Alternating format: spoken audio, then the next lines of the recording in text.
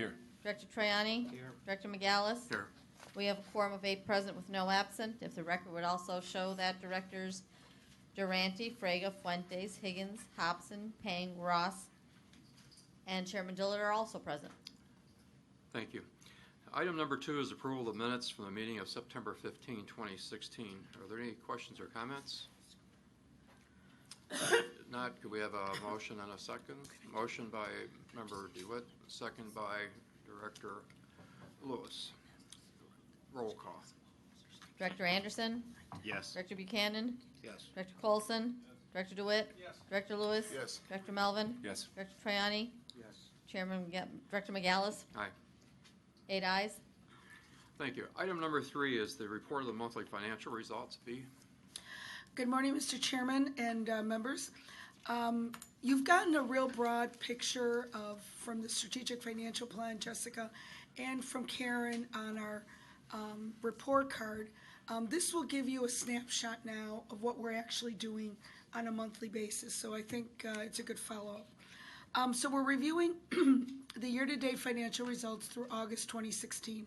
In general, favorable expense results continue to offset unfavorable operating revenue.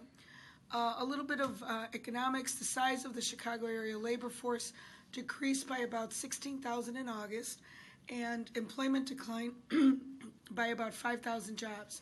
This resulted in a decrease at the regional unemployment level, unemployment rate to 5.3%, while the national employment rate held steady at 4.9%.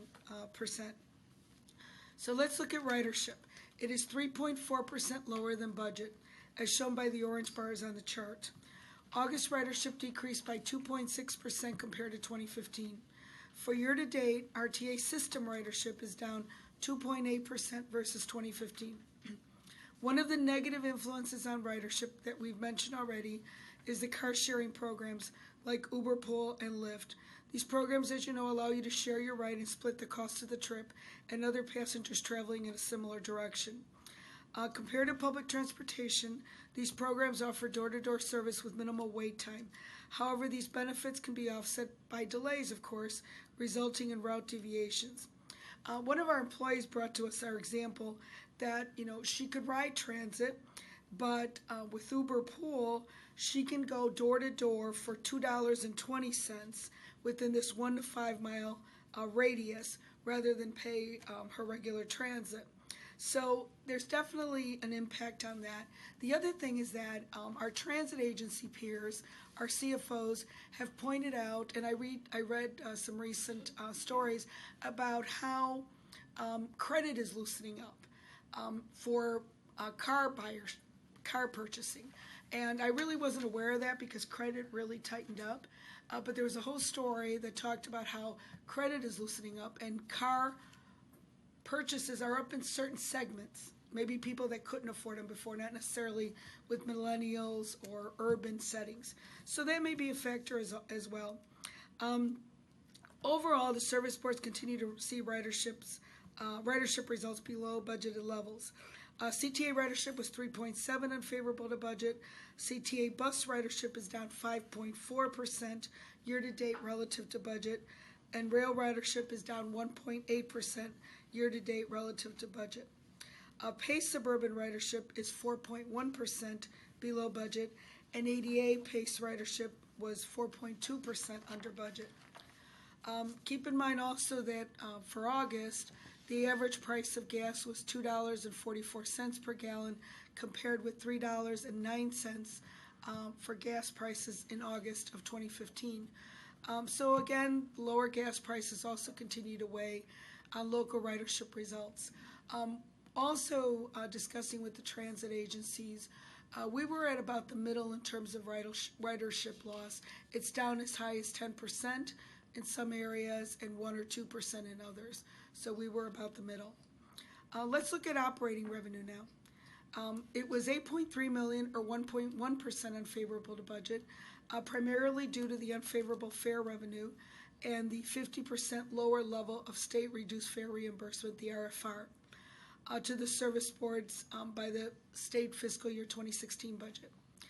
Pace Suburban Service operating revenue was 8.8% unfavorable, highlighted in red, again due to the reduced fare reimbursement, but also compounded by lower budgeted investment and passenger revenue results.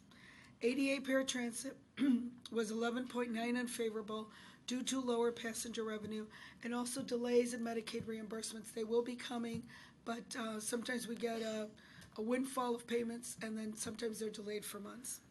The public funding section, here we go, of the dashboard shows slightly unfavorable results for Metro and Pace Suburban due to slightly unfavorable sales tax in those sourced areas. Pace ADA was funded at budget, while CTA had a favorable variance of 3.4, but that's primarily due to the RET, or the real estate transfer tax receipts, and positive sales tax. August results include projected sales tax results for July 2016, which declined by 0.9% compared to July 2015. Sales tax receipts in the city of Chicago are performing slightly better versus budget than in the suburbs and collar counties, which is why sales tax results are favorable for CTA and slightly unfavorable for Metro and Pace Suburban Service. Now let's look at operating expenses. Through August, they were $50.1 million, or 2.9% favorable to budget, with each service board reporting favorable results for both the month of August and year-to-date. As we have reported previously, roughly a third of this favorable variance is due to lower fuel prices. Fuel savings totaling $16.5 million for the system year-to-date. Metro reported favorable expenses of 3.4 compared to budget, which is highlighted in light blue. This decrease was primarily due to claims and insurance savings of $2.3 million, along with fuel savings of $7.5. Pace Suburban Service had a 6.6 favorable to budget expense performance, highlighted in light blue, again primarily due to fuel, in this case savings of $5.1 million. ADA Paratransit's 10.1 favorable expense performance is being driven by lower fuel cost, purchase transportation expense savings of $10.1 million. Pace continues to realize lower ADA paratransit costs due to improved terms in their most recent provider contracts. So now let's look at the regional level. Favorable operating expenses and public funding more than offset the unfavorable operating revenue, producing a year-to-date net result which was $57.8 million favorable to budget, a $6.1 million improvement from last month's report. Metro, Pace, Suburban Service, and ADA Paratransit each have favorable net results of variances of more than 3%, highlighted in light blue, due to expense performance. Metro recorded a favorable recovery ratio of 2.9 percentage points year-to-date, while CTA Pace and Pace ADA were just slightly unfavorable to budget. The fare recovery ratio of 37.6 includes passenger fare revenue only, a slight increase of 0.2% from last month's report. That's what we consider the pure recovery ratio, just fares. When ancillary service board revenue is included, the recovery ratio increases to 43.7% through August, and that's labeled as all revenue in the table. In the right section, we show the statutory recovery ratio, labeled with credits and compared to budget. This stood at 51% through August, or 0.9% favorable to budget due to primarily favorable expenses reported by service boards. In summary, we conclude that expenses continue to perform well, while operating revenue and ridership remain below budgeted levels. That concludes my presentation, and I'll be happy to answer any questions. Thank you, Bea. Are there any questions or comments? Is there any information available on the impact that Uber's having on other alternative transit like that, as far as numbers, how many people are using that service? We do have, there is some national information, and we can pull that together. I don't know what's available regionally. As part of the ridership information, though, maybe we could look at that as well. Because really, when you think about why our bus ridership is down, we always say, well, it's the low gasoline tax, or cost. But I think that could be having a major impact, because you read an awful lot about it. A lot of people are using it. Well, that example that was provided to us, $2.20, they can go door to door. I didn't realize that. That was the shared pool.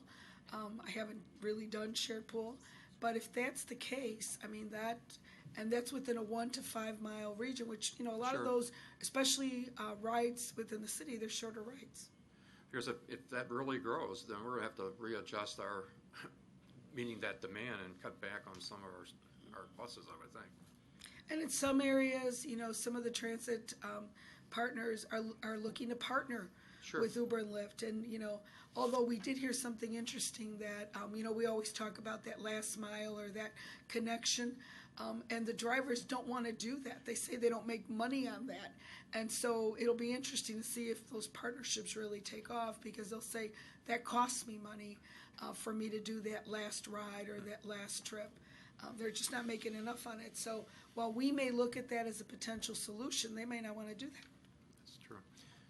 Yes, Director Lewis. I think maybe kind of amplifying what the chairman was saying is that it seems like Uber and Lyft would probably have the greatest impact on the CTA portion of our grid, because I know Metro's up in terms of their ridership, and then CTA is down. So I was going to ask you earlier, I think that's where we'll see the greatest impact on Uber and Lyft is in that particular arena. So when you look at that data, that would be kind of interesting to see if it has the most impact on that aspect of other transportation communities, just to see if there's a parallel there.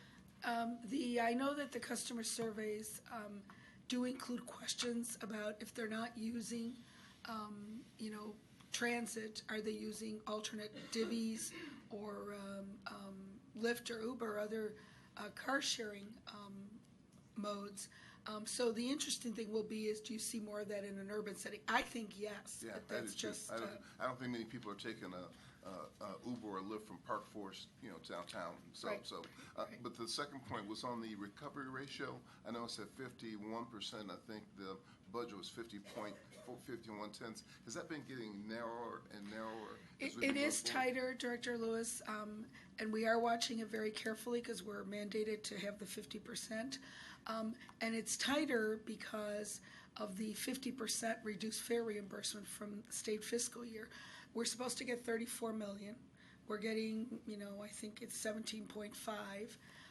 So that's affecting it. If we got that fully, we would be. So here's what we're doing. The good thing is that they're containing their expenses, as you can see, and people are very aware of it and watching it carefully. And so should we run into a situation where we, for whatever reason, couldn't meet it, we would come back to the board, certainly notify the board, and we would ask for a waiver or an adjustment in the recovery ratio of the state. I've already talked to some of the service boards about it, because the reason we're in this boat is because we're not getting the full RFR. So it's, hopefully we won't need it, but that's what I'm thinking in the event that we do come to that point. Yeah. And being the budget for 2017, you've actually negotiated with the service boards a slight increase, right? Why don't you Correct. talk about that? It's really tough, to do that without fare increases. And of course, for example, PACE is very concerned about fare increases, and they've seen ridership drop as fare increases, and you see what's going on with the ridership. But we were able to successfully negotiate a 0.3% increase, so like 30.3. Metro was willing to go up 1 percentage point, and CTA went up 0.5. But it's tight, and they know they're not going to get the RFR fully. We don't know what's going to happen, so people are very cautious. There's no doubt that there's a need for fare increases, but obviously they explore all of the options, and when you're looking at ridership declines, that's not something you want to do. So, but we were able to increase them slightly. That's great. So it's a little more of a cushion. Any other questions or comments? If not, I have a motion to adjourn. Director Buchanan moves, second by Director Lewis. All in favor signify by saying aye. Aye. Nays? Ayes have it. Committee's adjourned.